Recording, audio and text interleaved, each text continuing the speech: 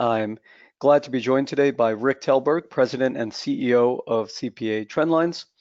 He'll be speaking on how to make 2020 your best tax season ever. Joining me today is Tom Provine from Accountants World. We're excited to have you on board and looking forward to getting started with Rick's presentation in just a couple of minutes here. A couple of quick housekeeping items. On the GoToWebinar control panel, you can look for Rick's handout under the Handouts tab. You can download the PDF from there.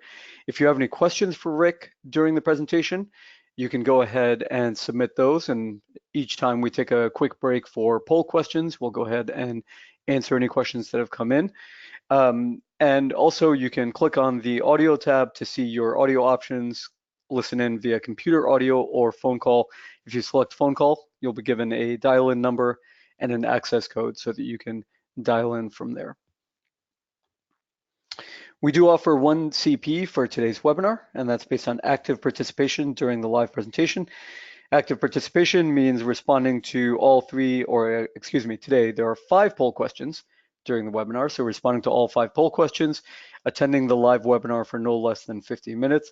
And then after the webinar ends, you'll see a window pop up with the post-webinar survey. So make sure to fill that out and submit that as well. If you don't see that come up, no worries. We will send you a thank you email after this webinar, and that'll include another link to the survey. If you do fill out the survey right after the webinar, no need to do it again from the email. You'll be notified about the CP within 3 business days, and also make sure to add webinar@accountantsworld.com to your trusted email list so that emails from us get through to you. I also wanted to mention we have a brand new ebook that is just about to come out, which we're very excited about, and it's called 8 Tips to Make More Money from Payroll. So this is a free ebook that's been put together by my team at Accountants World. And we have experience in helping thousands of accountants across the country deliver payroll services profitably and painlessly. And based on that experience, we've identified 8 key elements for creating a successful, highly profitable payroll service for your practice. So how do you find a system that's designed for the needs of professional accountants like you?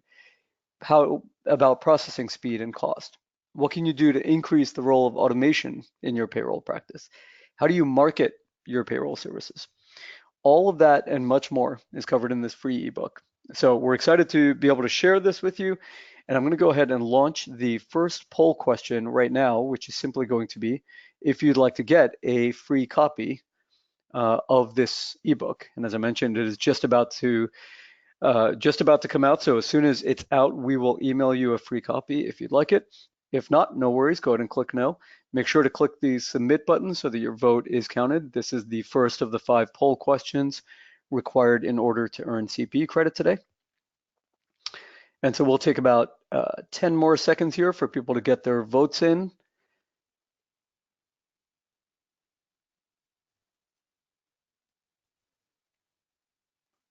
All right, going once, going twice.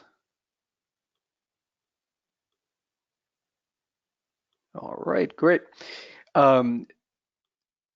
So with that out of the way, let me go ahead and mention a little bit about Rick Telberg before I turn it over to him.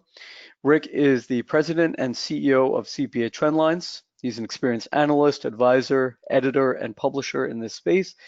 And I think what really sets Rick apart is that he and CPA Trendlines have been a leader in using research-based findings to learn more about the current and future state of the accounting profession and to share that with all of us as well.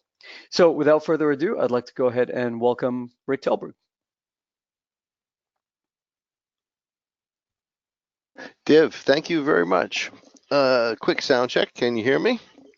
Yes, you're coming through well. Okay. I am now the presenter. I click on show my screen and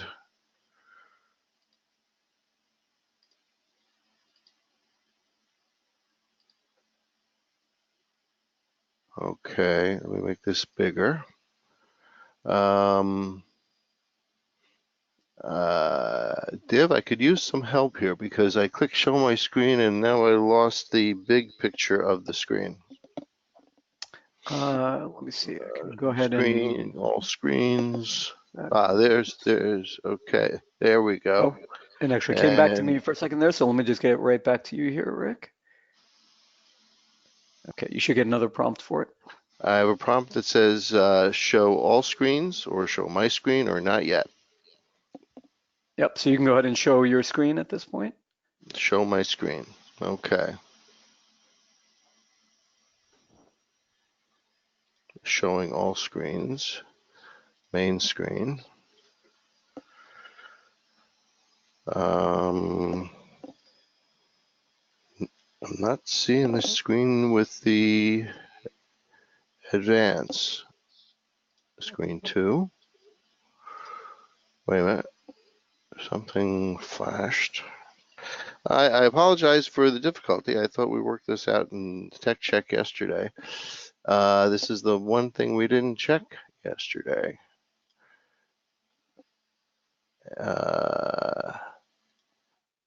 And Div, try that change presenter routine again.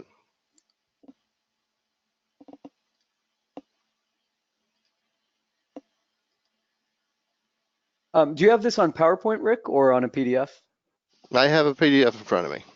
Okay, yep. So if you select the PDF and then maximize that, that should show it there. And I can go ahead and reset it one time just to make sure.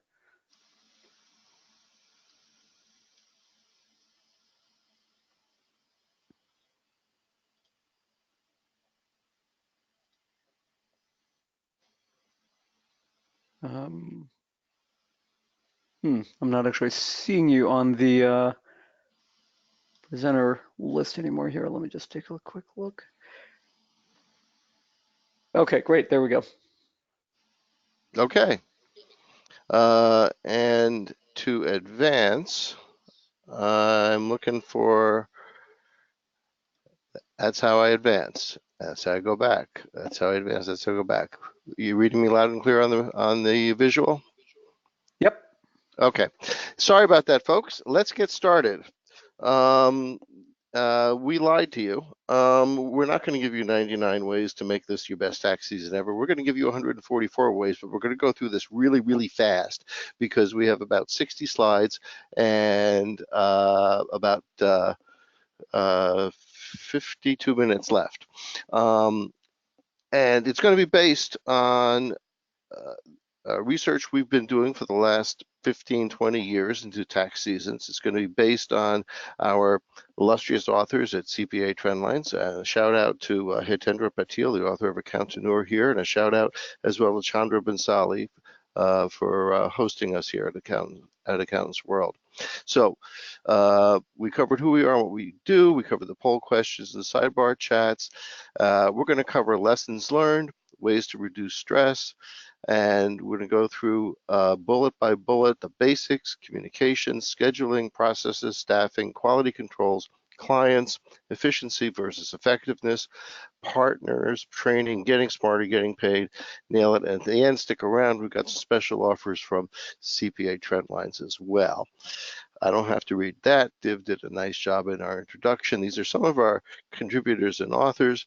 In the lower right-hand corner, there's Chandra from Accountants World. We always appreciate being able to get him and his insights into the pages of CPA Trendlines. So, based on more than 18 years of busy season barometers and over 250,000 responses by now, this is the checklist. This is where we start. Do you have sufficient staff? I think one of the big lessons from last year with the new Tax Act was a question of capacity. People thought they understood what they needed, and by the end of the tax season, it turned out that they didn't have enough staff and they didn't have enough training. That didn't hurt revenues and it didn't hurt profits. So financially, it was a very good year, but it was chaos in the office. So you need to check your client rosters. Do you need more staff? This is the time to go out and get it. This is the time to arrange for temps to start early for next year. This is the time to decide when they need to come in. The odds are somebody's going to get sick or just give up. How will you replace them on short notice? And then how do you train them up? Is everybody up to speed on all the new equipment and software? Is it a team yet? Do people know each other? Have you socialized together? Have you had dinner and gone out together? Does everybody understand the processes? And right now, workflow is at the center of everything we do. We're realizing more than ever in the accounting business that we call it professional services, but very much of it is a manufacturing workflow. And we have to start thinking more like our manufacturing clients than like the accountants we were trained to be. Does everybody understand who does what? Does everybody have a backup buddy? Think about that. What happens if somebody can't make it in that day? There's storms, there's floods, snowstorms, tornadoes. A couple of disasters have thrown a kink into one or more tax seasons over the years. And then does everybody understand what their role is, what decisions they can make? So how about dealing with clients? Tardiness among clients is a recurring complaint. What are we doing now to prepare our clients to get their information in early? Are we dealing with our clients' bookkeepers to make sure that they're up to date? Are we telegraphing to our clients the information we need? Are we finished with all the returns from last year and explaining what changed from last year?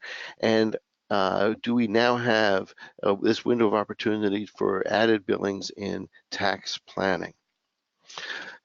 I'm going to skip through this really quick, like I said. Think about how to schedule those phone calls, the email responses, staff meetings, meals, naps, exercise. Put it on the calendar.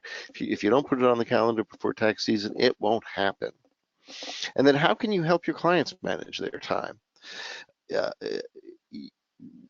When we look at how long a return has been in the system, it might be just 10 days since we started on the return, but the client gave it to us 2 weeks ago. So to them, it's a 2-week-old job. To us, it's just 10 days. And this is the time to schedule downtime and make sure that everybody has that built into their calendars and understand everybody's personal schedules, school schedules, commencements, special events and things like that. Get those locked down.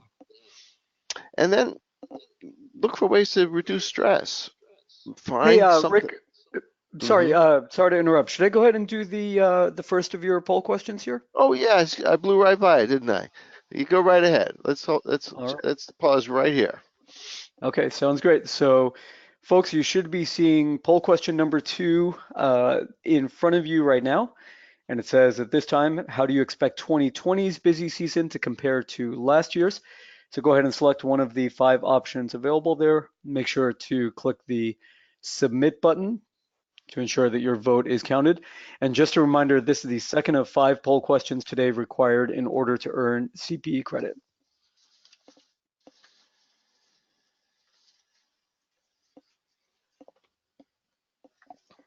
All right, so we're going to take just a few more seconds here for people to go ahead and vote. Going once, going twice. All right, Rick, so we see a pretty much equal number between somewhat better than last year versus about the same, each about 38, 39%. That's about where we usually start. I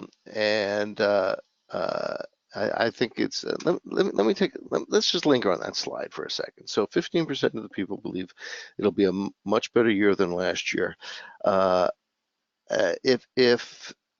me ask people, if you can, add a comment in the chat box on why you answered the way you did.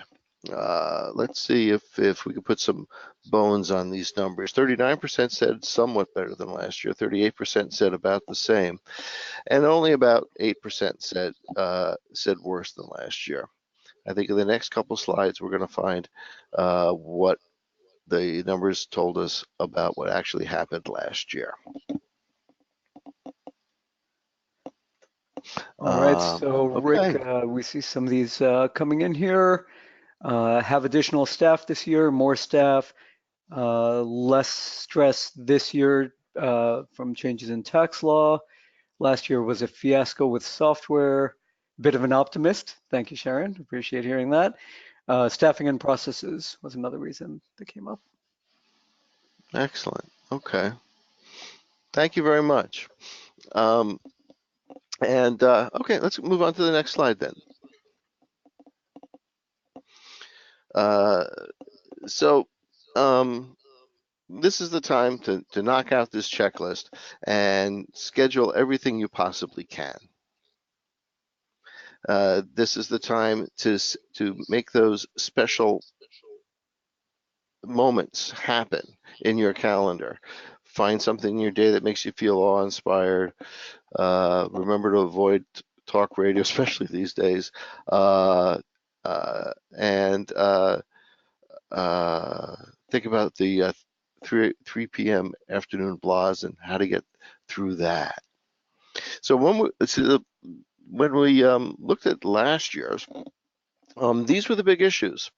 The tax code in red, of course, was the big concern from practitioners last year, followed by IRS operations and late or unprepared clients. Pricing and fee pressures also emerged as a larger problem last year than the year before. And late or erroneous K1s are always an issue.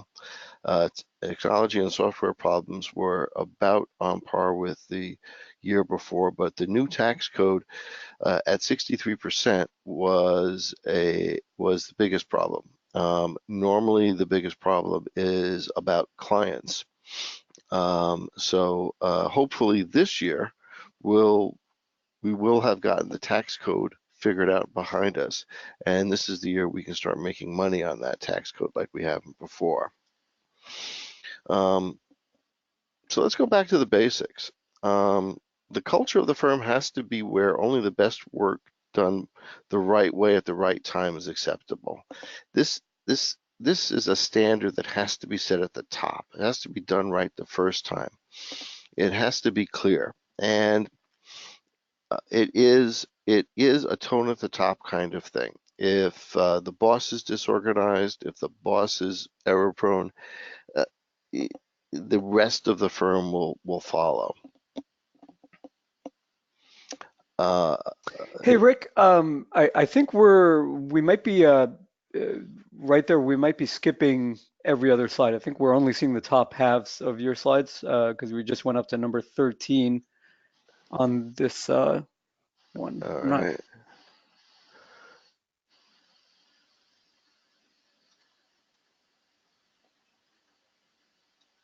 So if you, yeah, so we see 5, 6, 7, and 8 on here, and then it went to 13.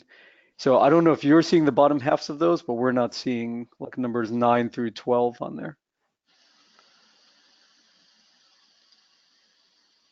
Huh. Does Yeah, that there help? you go. Yep. So Okay. you'll just need to scroll through it instead of going using the up and down keys. Okay. All right. So we're on page 11 of 32. Communicate, communicate, communicate. Try to return calls with emails. It can, just because it can take much less time to do that, but don't let it sit. Respond promptly. We know nothing irritates a client more than getting no response at all. Be realistic when providing deadlines, when we'll have the work completed and delivered.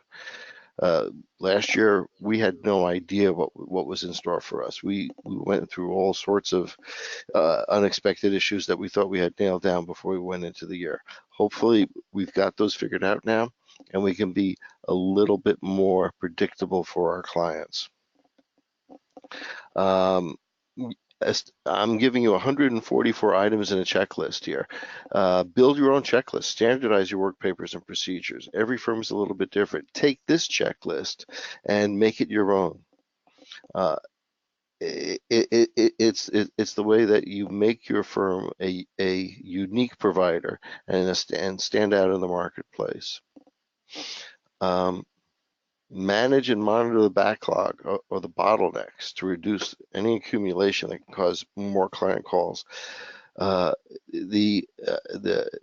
Everybody's got a system for monitoring the work in progress.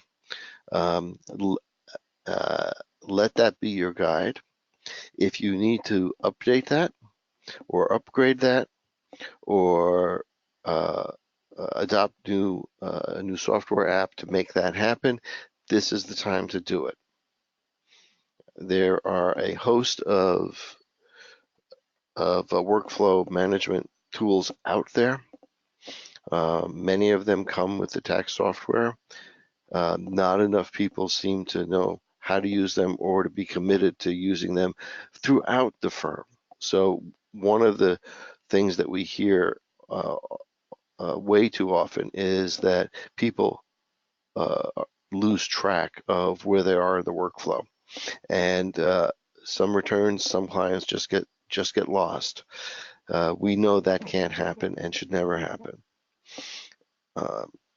At the same time, reduce redundancy and repetitiveness in your processes. Think Lean Sigma, think efficiencies, think effectiveness, and take a close look at every touch for that client's piece of work, and take a look at how many times it went back and forth from the preparer perhaps to the reviewer, from the reviewer to the client, back to the preparer, and how those touches can be reduced.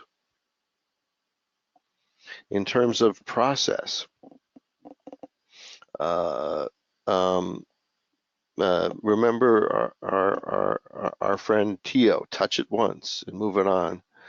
DIN, do it now. And keep it moving. And send, a lot of people like to send partially completed returns to clients to go over their returns carefully where the client or a third party is a holdup for missing info. So sending a draft to a client is becoming more common because it gets the client's attention, even if it's going to alert them to bad news. We need to research the difficult issues before tax season gets very busy, and there's only a little time left to do that. So if you still have holes in your knowledge of the Tax Cut and Jobs Act, or you still have holes in your knowledge about 199A, or you still need to understand qualified opportunity zones and all the other bells and whistles in the new Tax Act, this is the time to take advantage of that. And as well, to take a look at your clients to see where their surprises cropped up last year, and to make sure that there are no surprises this year, and at the same time, look for opportunities for year-end tax planning with those clients. They want to hear from you. They want to hear from you now before things get hectic. In terms of staffing,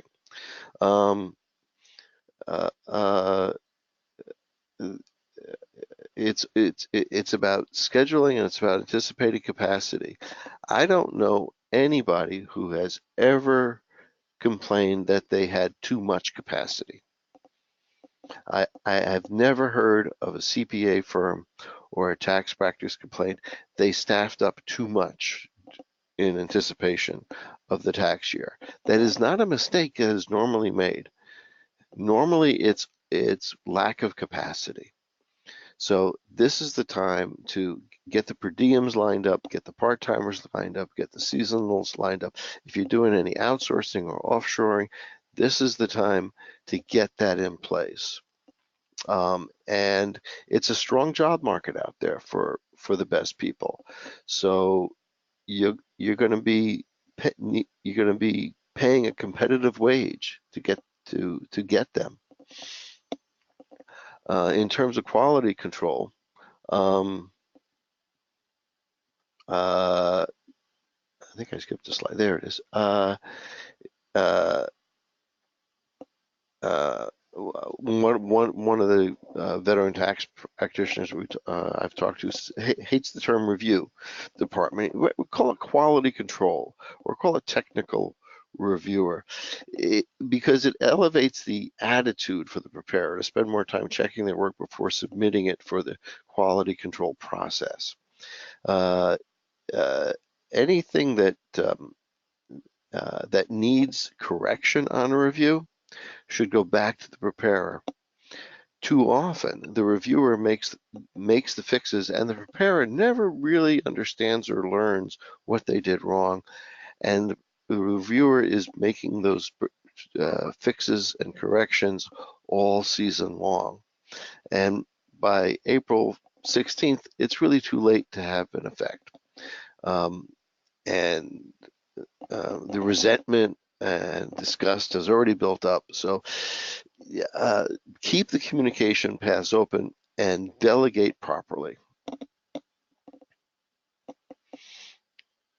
Let's see, we're on slide 20. I think we might be time for another poll. All right, sounds great. I will go ahead and launch the next poll question here. So folks, you should see it open in front of you right now. The poll question is, which of these do you anticipate will be your most challenging issues? Select one or more of the following, so you can select more than one here. So please go ahead and select the ones that you feel apply the most to you out of the 5 choices, and then click the submit button. Just a reminder, this is the third of our 5 polling questions in today's presentation.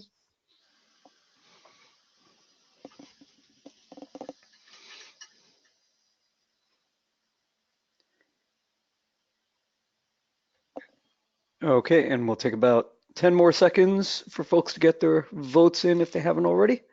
And while we're there, if anybody has a comment, please feel free to put it in the chat box for others to see and share. I can't wait to see how these results turn out. These are traditionally the top 5 hot buttons or triggers that we found over the years. Okay, so we'll go ahead and close up in 3, 2, 1. Okay, so Rick, we see 64% clients late or unprepared, followed by late or erroneous K1s, 1099s, etc. at 33%, and then between 15 and 25% for each of the other 3 options. This is really very revealing, Div. Thank you very much. 64% are most worried that their biggest issue is going to be late or unprepared clients. At this point on November 20th, with a good 3 months, November, December to January, 2 months at least, before the start of tax season, there is every reason to get ahead of the paper issue with clients. This is the time to find out, did they change their jobs? Did they change residences? Did they change filing status? Was there a divorce or a death in the family? This is the time to reach out and have those conversations. It's also a really good time in having those conversations, by the way, to raise prices, to explain that, everything goes up. People understand that, and it's time to send out the engagement letters and get those back, so that the client knows that you've locked in the client for one thing. They're not going anyplace else. And so the client now knows that they have to start preparing the materials and documentation that you're going to need. Somebody once told me that there's no such thing as a late or unprepared client. There was just a late or unprepared accountant. As much as we want to blame the client, they will do what they're told to the best of their ability. If they don't or they can't, they're not an A client. If you have clients that caused those problems for you last year, and you know who they are, they're the clients who who make you cringe when the phone rings or the email comes in. They're the clients that make people run away down the hall screaming. Those are the clients to get rid of. So this is also a good time to think about how to fire a client. Either raise the rates so that they become at least a profitable headache instead of an unprofitable headache, or refer them out to somebody else saying that you're taking the practice in a different direction. Um, and let them be somebody else's headache. This is a really good time to cull the client list of your D grade clients and really pursue those grade A clients with top-notch service. We're up to slide 21. We'll come back to this, I think, a little bit later. So, like we were saying, evaluate your clients, segregate the work for clients, wean the client off of their constant calling in, and winnow out the client list to only the best clients. It's our job as accountants to apprise the client of any large or unexpected balance due as quickly as possible. They don't like surprises. Boy, do we know that. So we have to get over our fear of delivering the bad news. We have to deliver the bad news as quickly as possible. Hello, Rick. Yeah. I think you have to scroll back, like actually manually scroll back up, not use the up and down feature on the PDF. Okay. Manually scroll through the PowerPoint because we are missing some of the slides on the pages here. Okay. All right. So yeah, right there with that client relationship, 65, 66. I think that's where we ended off at. Okay. Thank you. You're very So welcome. don't be afraid to be touchy-feely. Ask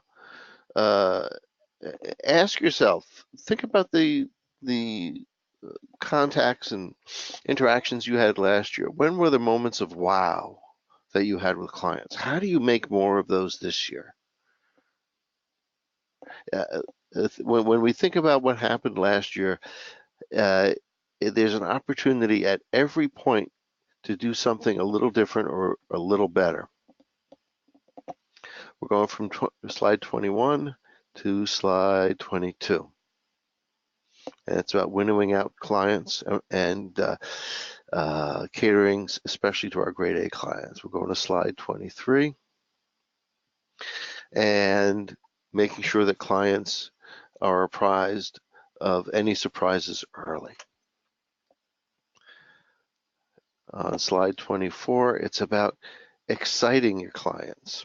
And this is similar, but not the same as WOW. WOW is usually delivering something that was unexpected. And you can excite your clients by sending them just a reprint of an article written by a member of the firm or something from you found on the web, but something that just shows that you're thinking about them.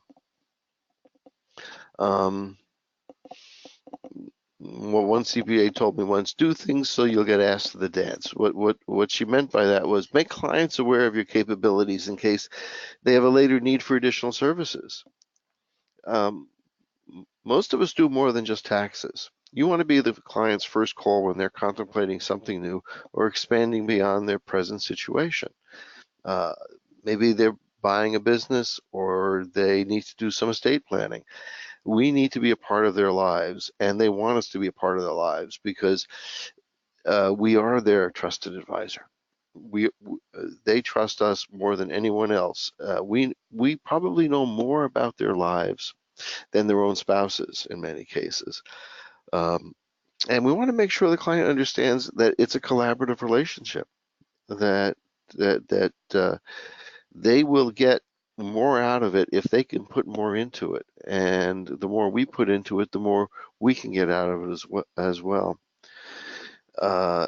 And I said before, it's a good time to distinguish between the grade A clients and the grade D clients, and it's a good time to adjust our rates accordingly. It's a it's a good time to listen to how they react individually and collectively when we go through that with them.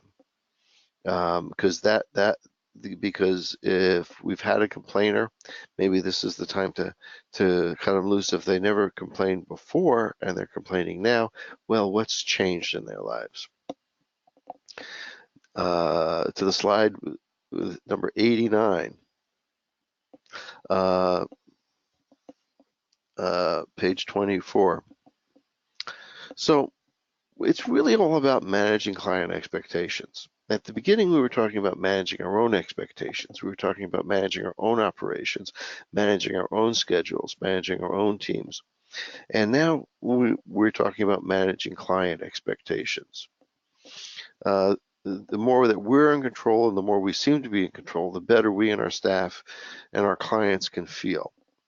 And all of that good and open communication relieves stress, which is there's a little bit of stress during tax season is good. Excitement is even better.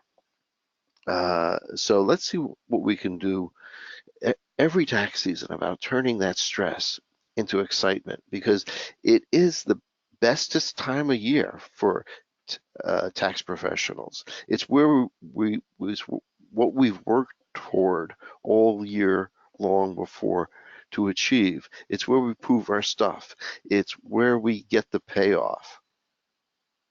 And it should be a kind of time of triumph and victory rather than a time of dread and stress.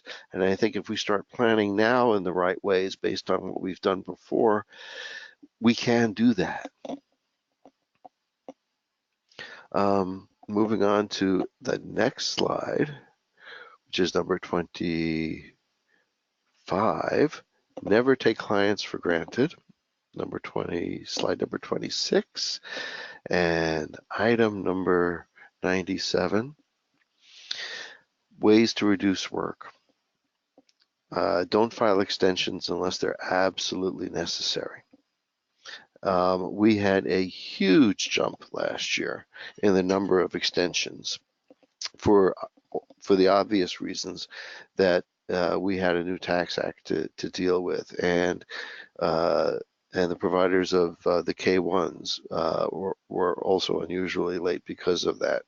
IRS operations didn't help much, and I think there was a government shutdown going into tax season last year at the same time too. So hopefully we won't be getting another government shutdown, although we seem to be getting quite a show out of Washington, despite it all.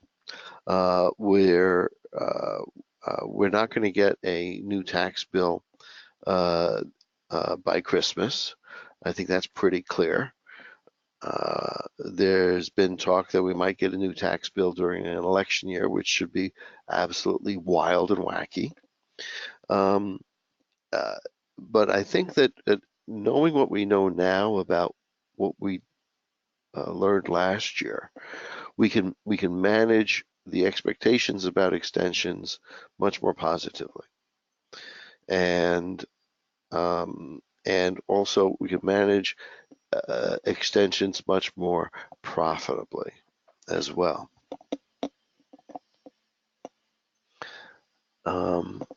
So think about the big time wasters. The time wasters, the calls for partners of clients responsible for issuing K-1s who want to know when they can expect their K-1.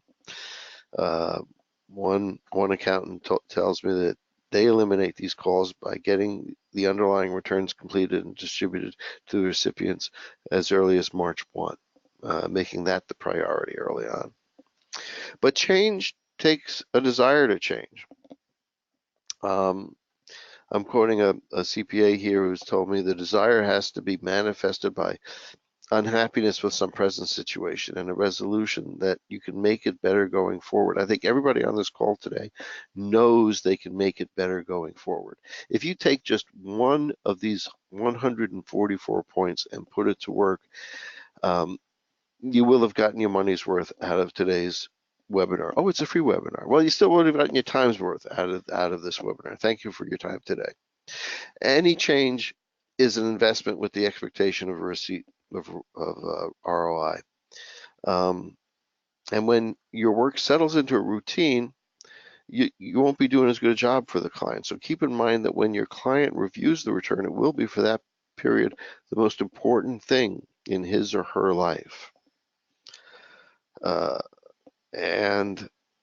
Often we make the mistake of assuming we did it last year, we're going to do it the same this year, and our clients and our staff assume that going forward is going to be the same as it was the last time.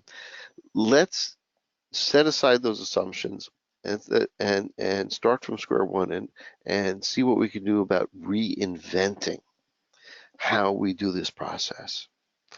So things change, and we have an option of changing with them or behind them, or being ahead of those changes and making the kinds of changes that we really want to make. We're up to slide 27 of 32. So everything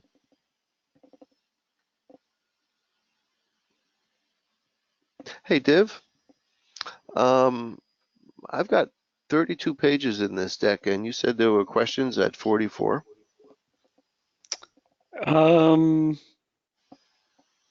Well, you know, what we could do is just when you get to the end, we can ask those remaining two questions. Okay, all right.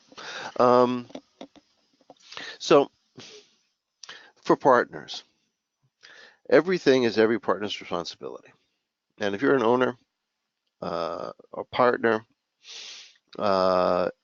your leadership, your sense of organization, your management ability, your vision for the firm, for the tax department, or the tax season is what's going to carry the day. Your vision has to be positive, it has to be productive, it has to be business-like, it has to be effective, it has to be efficient. As owners, or whether we're sole practitioners or partners in a multi-partner firm, we have to accept responsibility for planning and organizing the work, scheduling and staffing the tax season, and following through on the plan. That's not the kind of thing that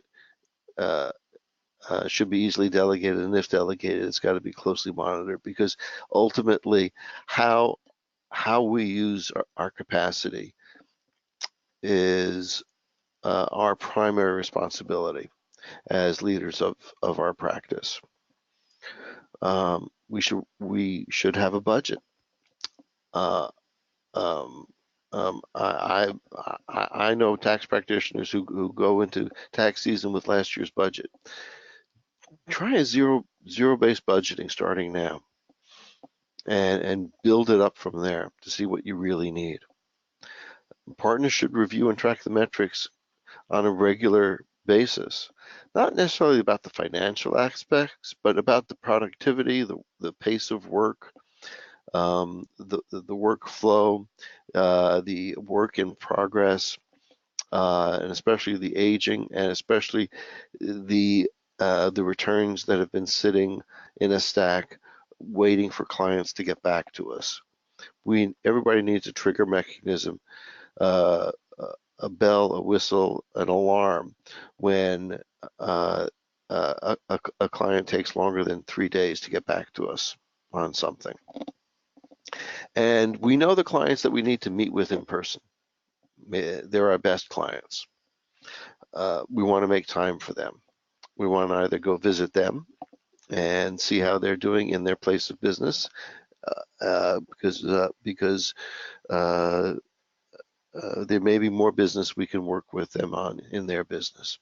And we want to make time for them to come into our office, and we want to make sure our office is presentable, by the way. We want to make sure there's time for them to come into our office, because we want that connection. We want to be able to ask the difficult questions, especially when filing status has changed or life situation has changed. Moving on to slide 28 and number 113. Um, this means that as managers and partners, we need to keep our eyes open. We need to be walking around and checking on people and seeing how they're doing. And in this day and age of remote work, that means uh, we need to be able to drop in any way we can, whether it's Skype or Zoom or text message or Slack or Intercom, whatever we're using these days. Um, um, this is the time to get used to those kinds of tools and that kind of pace and pattern. It's the right time to identify planning opportunities for additional services. And it's the right time to discuss with everybody on staff where the opportunities are in last year's returns to look to create new value in dealing with the client this year. And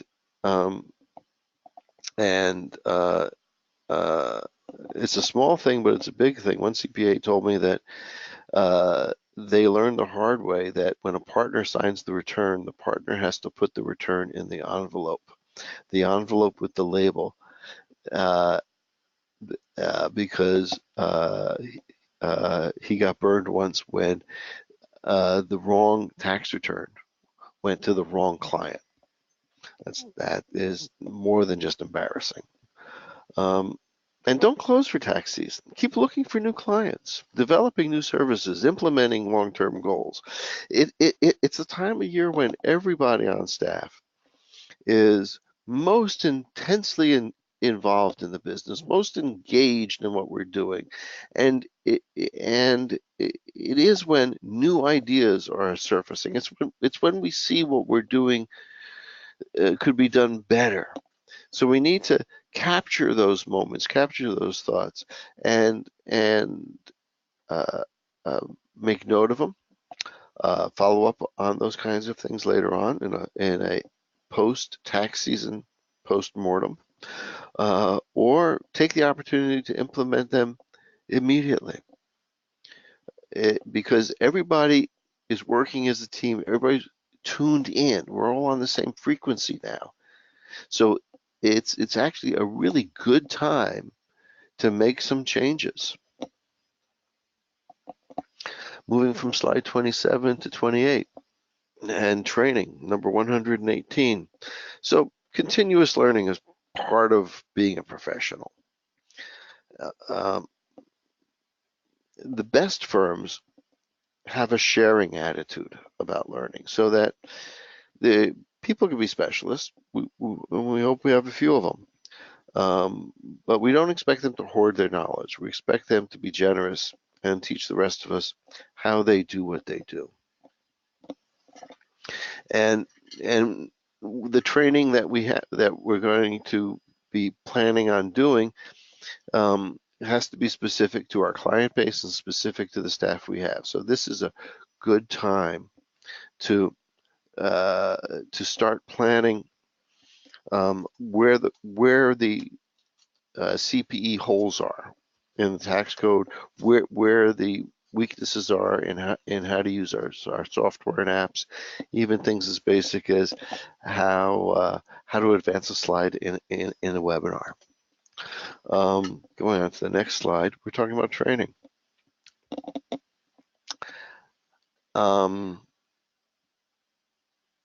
Think about on-the-job training in a more formalized way. In the tax practice, most of us learned how to do it by doing it. Embrace that we're going to do on-the-job training. Factor that into our mindset. Allow a few minutes on every return for the training that's going to go into it. And become that learning organization that I know we all really want to be.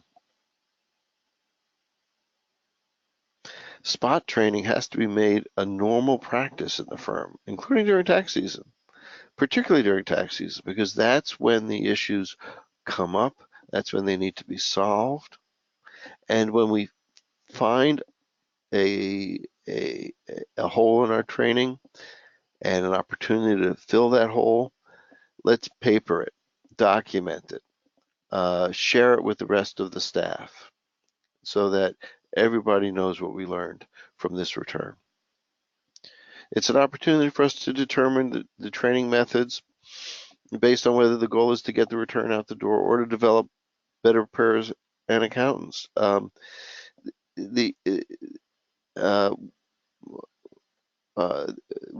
we've got lots of different methods for training. There's webinars like this. There's on-the-job training, which we discussed. There's in-person sessions, and every state society has them. It's a great opportunity to find out things we didn't know and to ask questions we didn't know to ask. Training naturally brings us to knowledge management. Number 126 on slide 29. Knowledge is the currency of our business. It's what we're dealing with and transferring to benefit and create value for our clients. Think about who the go-to people are in the practice for the various different questions. Who can be the next go-to person for the next big issue? This is the time to train up that person for those issues. And when research or an unusual project is encountered, we should stop for 5 or 10 minutes and give the rest of the firm a briefing on what we found, what we learned. For one thing, everybody's going to be happy for the break. For another, it alerts everybody that we're learning all the time. So it has to be a reality that people read the journals they subscribe to. Keeping current is essential. And keeping track of those journals, whether they're online or not, and making sure that they're not getting discarded as clutter and remaining unread. So moving to slide 29 to slide 30, getting paid. One small thing makes a huge difference, and that's send the bill with the return. You'll get paid a lot faster. Only half of tax practices out there routinely send the bill with the return, which is a surprising thing, considering that who among your clients would you advise that they send their product without also sending the invoice? We're getting paid in advance. You wouldn't tell your clients how to do. You wouldn't tell your clients to do that. We shouldn't be doing it. And when you receive a new client, discuss your fee or basis for the fee. Make sure they understand. And if it's a big job, if it's a big client, don't be afraid to ask for a retainer. The retainer is it becomes a signal, a symptom, a symbol of the relationship that you have. If you're not already accepting credit cards, accept credit cards. If you need to charge the extra 2 or 3%, you can charge the extra 2 or 3%. People get it. Keep track of the additional services performed and itemize each service on the bill. The more detail, the better. And increase fees to keep up with increased costs. Just routinely increase fees every year, and this is the time of year to do it. 2 or 3% would be routine. 5 or 6% for those tougher situations or those clients in who are expanding and getting richer, and more than 5 or 6%, double digits for the clients we might want to get rid of, the ones that give us the headache.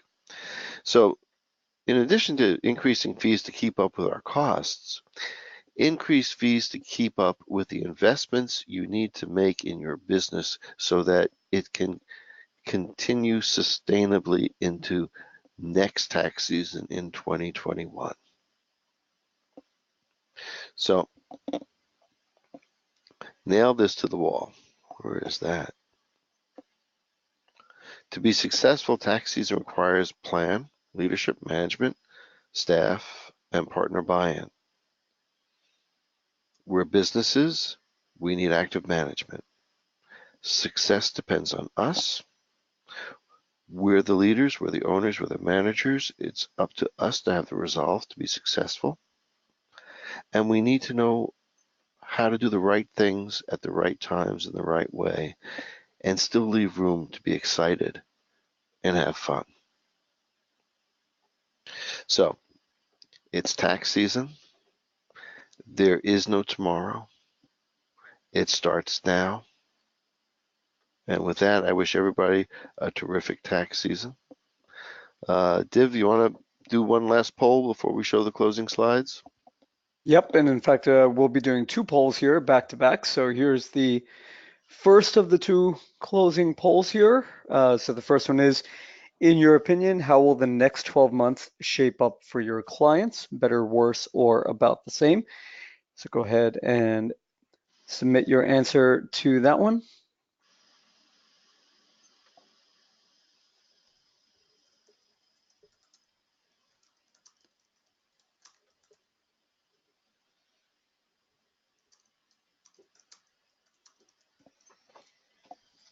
All right, so I'm going to close that in just a couple of seconds here. So please get your vote in. Going once, going twice. Okay, so 54% better, 44% about the same. Only 2% said worse, Rick. That's pretty optimistic. Very optimistic. I hope it's all I hope it all works out that way. That would be absolutely terrific. Thank you. Oh, one more poll. And one for more your poll. firm.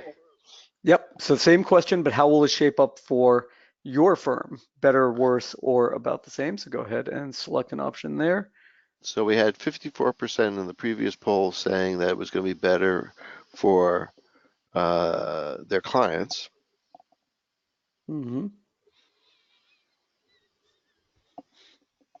All right, so we're going to take about 10 seconds here. Just a reminder, this is the 5th and final poll question today.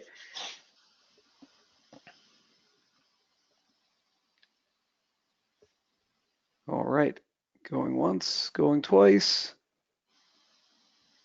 Wow, even more optimism on this side, Rick. 64% said better Terrific. for their firm. Terrific. Well, I wish you well. And if among those of you who said about the same, I hope about the same is a good sign because you did because you had a good year last year. Thank you. That sounds great. Rick, thank you so much for your time today and all of the insights, all 144 of them. Just a reminder, if you haven't downloaded this handout yet, you can do so from the Handouts tab. And I want to thank all of you for joining us today as well. Our last expert webinar of the year is coming up on December 11th, and that will be Ron Baker from the VeriSage Institute. He'll be talking about a subscription-based business model for your firm. So that's December 11th at 2 p.m. Eastern. If you haven't signed up for that already, you can sign up at 2019webinars.com, 2019webinars.com. And we will look forward to seeing you then. Thanks again to Rick and Tom for his help today as well. And have a great rest of the day.